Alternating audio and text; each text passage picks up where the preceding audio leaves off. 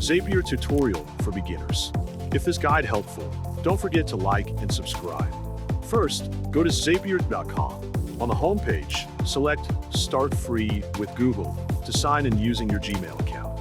After signing in, you will be prompted to select your role and company size to help tailor the automation experience.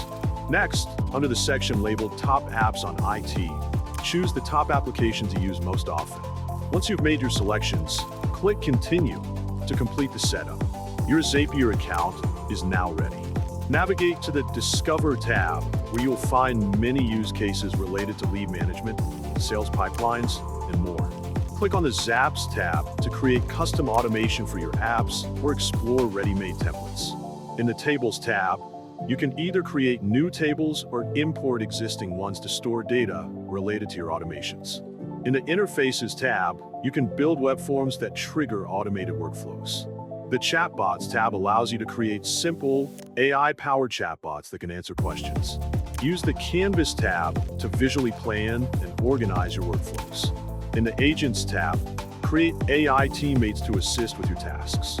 Finally, in the App Connections tab, connect the applications you regularly use. That's all. You can always explore more.